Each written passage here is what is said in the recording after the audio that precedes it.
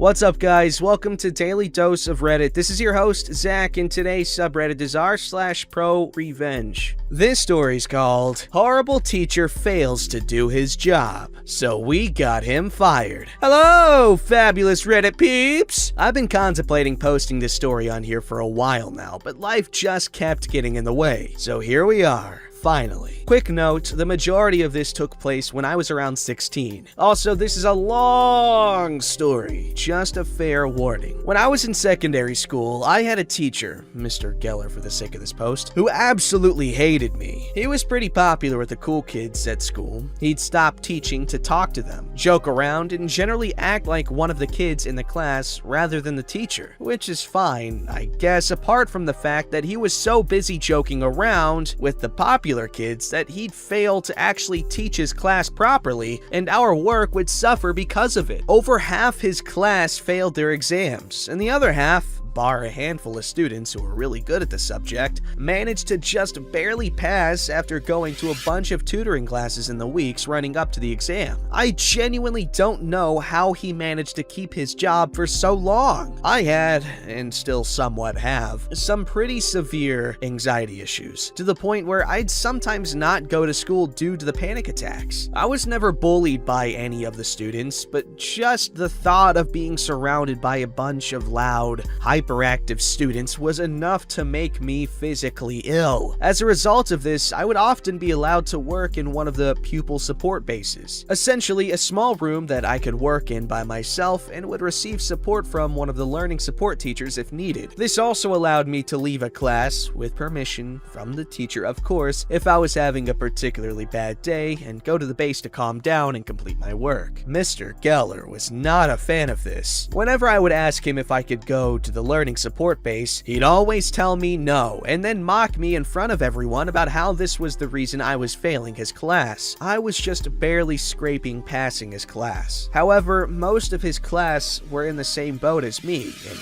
again, like me, the majority of them were doing pretty well in their other subjects. This was clearly down to his teaching ability, nothing else. My boyfriend, Alex, and a handful of other seniors would be in my class once or twice a week, and would often help explain things to myself and some other students if we were struggling, essentially doing Mr. Geller's job. This wasn't fair, as they had to neglect some of their own work to act like a teacher. Mr. Geller would again use this to mock me in front of the class, saying things along the lines of, "Now you boys make sure you keep your hands to yourselves," or "We can continue the lesson when the lovebirds decide to stop their flirting and pay attention." I know it seems trivial now, but at the time it was humiliating, as he never called anyone out other than me, and having the whole class essentially point and laugh at me and Alex, though they probably didn't mean any harm, was enough to make my anxiety skyrocket. I dealt with his behavior for months. The snide comments, mocking me in front of everyone, standing behind me when I was trying to work, and scoffing about how awful my work was, stopping in the middle of a lesson to lecture me if I wasn't taking enough notes for his liking. I dealt with it all. My mental health was a wreck. The thing that finally broke me and made me decide to finally do something about it was when he failed me in one of my tests because I apparently cheated off of Alex, who, might I add, was doing an advanced higher class, not the National 5 course we were doing. He was on a completely different topic from me, so there was no way I could cheat by looking at his page, and he was sitting 5 tables away from me. I physically couldn't cheat off of him if I wanted to. At this point, I was pissed. An emotional wreck, yes, but pissed. Alex and I decided to get back at this disgrace of a teacher. Now for the revenge. I wasn't entirely sure how to go about this at first. Alex suggested reporting him to the head teacher, but if that happened, then everyone would know it was me. I didn't want to be the one that reported a popular teacher. Kids can be cruel. So Alex and I, and a couple of Alex's friends, came up with a plan. Alex and his friends were not pleased with having to do a bunch of extra work to keep on top of their work, as they were too busy being ignored by Mr. Geller and teaching his class for him. Plus, they were leaving at the end of the year, so if it fell back on them,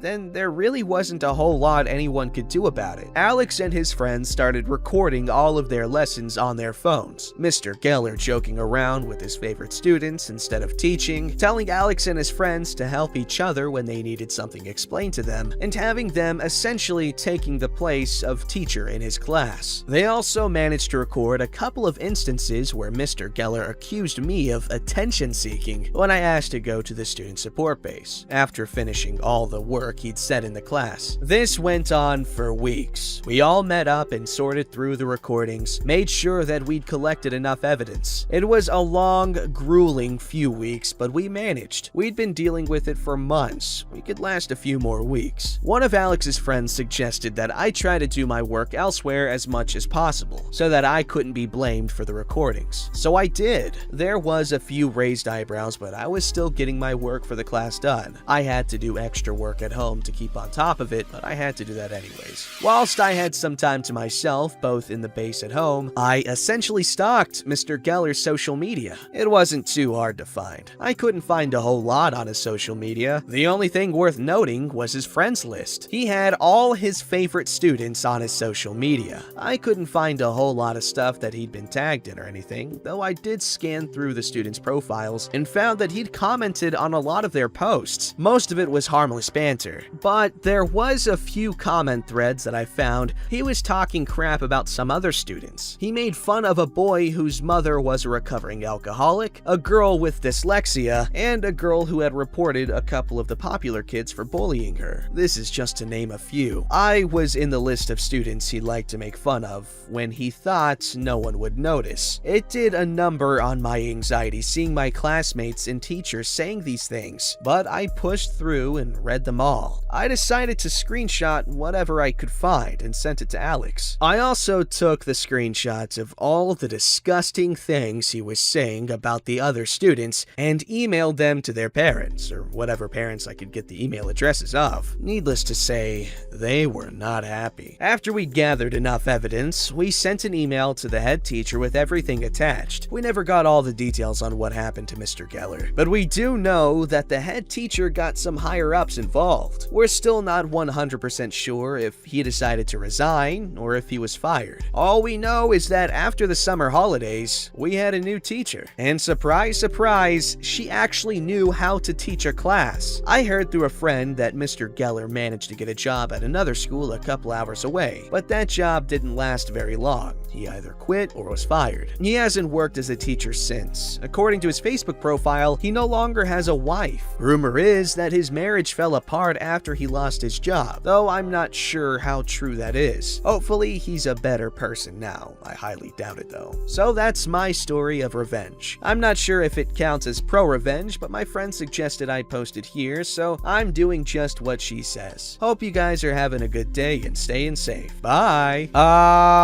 Okay, I've known many teachers like that, but they usually do a good job at teaching the class when it's needed. Like, they usually do the chatting and stuff with the students after the lesson, and it's usually the students that engage it, almost always. So, but this guy definitely was not a very nice teacher, talking crap about some students. He obviously had favorites, and that's not a cool thing. This story's called My Sister and the R Word. This happened far too long ago, but I saw something about a sister and remembered this. My middle sister was a pain in the ass. She used to try to beat me up and make me angry so she could blame her actions on me. This was the mid-70s. Jesus. And the R word was common usage. I never did like it though. My sister loved it and used it every chance she got. It was her go-to for scorn and insult. Side note, she wasn't that bright. Once when she had to go someplace new, she was afraid she'd get lost. We assured her that if she got lost, we would call her. She felt better about it. So after a month or 3 of the R word, my oldest sister and I got fed up. We sat down with a bunch of paper and started making signs, like 30 of them. Then we placed them all over the house. They were along the lines of, take an R word to lunch, have you hugged your R word today? R words are people too. We placed them everywhere we could think. Under the toilet seat, inside the medicine chest, in her clothes drawer, on the ceiling above her bed, under her pillow. We looked places that would take a few days to find. We always knew she'd found one because she let out the most lovely howl of,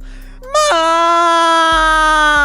After each one. Talking to my mom a long time after, she said she felt so torn as to how to handle it. On the one hand, she couldn't just let us get away with it, but on the other, she was tired of hearing it, and she almost broke out laughing when the time came to talk to us about it, and she never called us the R word again. I didn't think it was an issue up until like 2013 when they took retardation out of the DSM-5, I think, and it was replaced with intellectually disabled. That's what my psychology teacher told me back in junior year, or senior year, I'm not sure. But I didn't really think it was like an ethical issue back then, or even just up until recently. This story's called Student Steals Parking Sticker, Gets Expelled. Hi folks, I live in Iowa. My father is a professor at the University of Northern Iowa. We have a parking system at University of Northern Iowa, and it starts with A stickers, which professors, staff, graduate assistants. Well, technically we have a G sticker as well, but it's kind of useless and only given out in a lottery system. Below A is B and C. Each parking lot has a huge sign that tells who can park where. My dad, the absent-minded professor, often forgot to lock his car, and one day he called me to ask if I had borrowed it. I told him no, and he started to freak out. Background about me. I went to college for security and private investigations, but was working at the time as loss prevention. I only lived a few blocks away from his office and knew he would be raging and going a little off the wall at the indignity of having his sticker stolen. When I got to the building, I went up to the 6th floor and to his office. He was busy calling other professors asking them if they saw anything. I asked if he called campus police and he said no. Facepalm moment. I told him that's where we needed to start because they have the tag number, and as classes don't get out for another hour, we should have time to check all the A parking lots. He looks at me and says, "How do you know this?" I say, "Dad, this is what I do for a living. People steal things and I track them down. I'm especially good at catching employees." They make our way to public safety and explained what happened. They said they didn't have the time to track it down, and I said no worries, that's why I'm there. We went back to the parking lot with the tag number and started walking down the rows looking at all the tags hanging from the rear view mirrors. I found the car 4 rows over and 3 slots west. Dad called campus police and an awesome officer arrives and matches the tag to my dad. Not this car. Class was due to get out in about 5 minutes, and we elected to wait for the thief and confront him. My dad is the epitome of you're only worth the deeds you do and takes everything very personal, and is the kind of professor you either love or absolutely hate. We wait for quite some time, making jokes and watching the students exit the building into the parking lot. I spot the thief first as he's walking to the parking lot, earbuds in, nose deep in his phone, when he glances up and sees us standing around his car. He stops mid-step and does an about face. I point him out to the officer, and the officer yells for the student to stop and talk. The student stops and turns around. The officer asked if this is his car. The student pauses, shrugs, and says yes. The officer asks him if he knew the tag was stolen, and he of course said no. The officer asks where he got it and what year he was. The student claims he's a sophomore and he bought it at the campus parking office. The officer says nope, impossible because you don't qualify for that tag. Where did you get it? He said he bought it from a friend this morning. Officer asked who the friend was and the student refuses. The officer says he's heard enough and that he needs to give the tag to my dad and apologize. He does so and thinks he's free to go.